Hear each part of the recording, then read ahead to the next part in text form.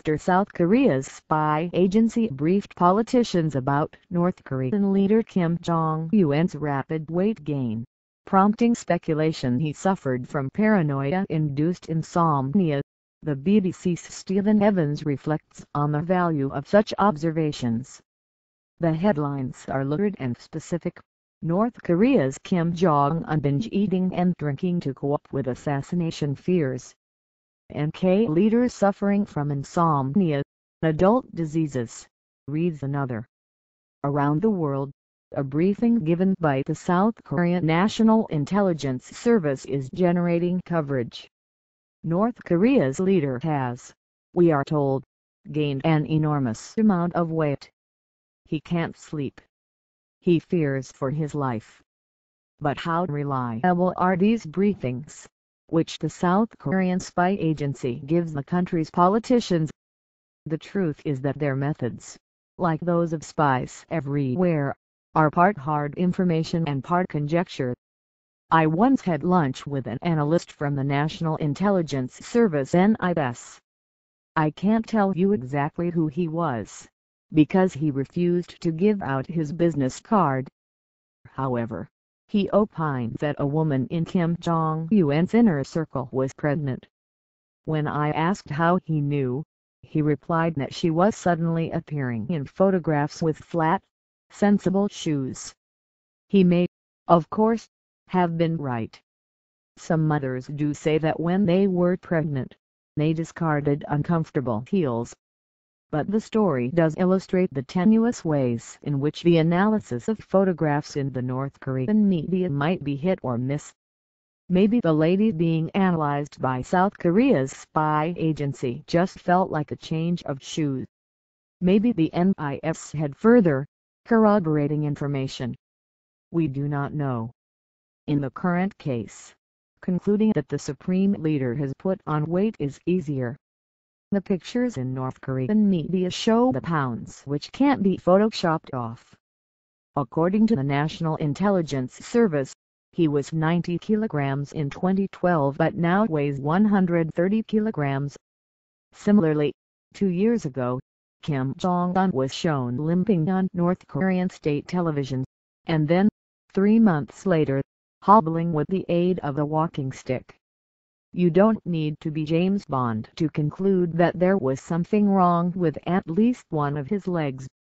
The surmising probably in Seoul's intelligence agency, with the aid of medical experts, was that he was suffering from gout, an illness associated with overindulgence, though there are other causes too. He may have had surgery, which would have explained his absence from public view between the pictures of him limping in discomfort and then with a walking stick.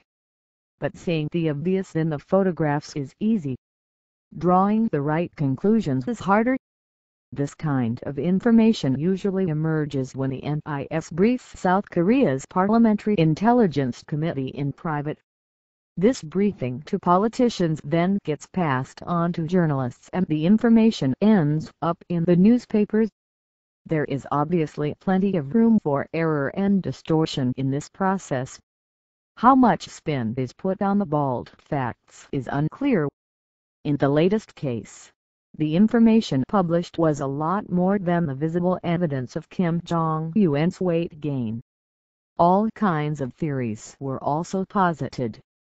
South Korea's main news agency, Yonhap, reported the briefing thus. Representative Lee Kyol-ji-woo of the ruling Saenuri Party, who chairs the committee, said Kim is currently under great stress due to his safety, which has led to excessive binge-eating and drinking.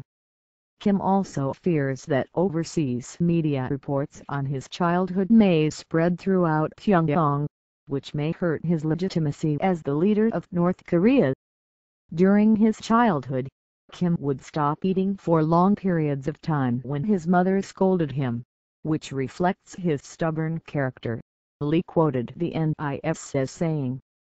Born in 1983 or early 1984, youngest son of Kim Jong-il and his late third wife, Ko Young-wei went to school in Switzerland before returning home and attending the Kim Il-sung Military University in July 2012. State media announced Mr. Kim was married to Comrade Ri Sol-ju, succeeded his father as supreme leader following Kim Jong-il's death on December 17, 2011. The perils of trusting too much in such sources of information were borne out earlier in this year.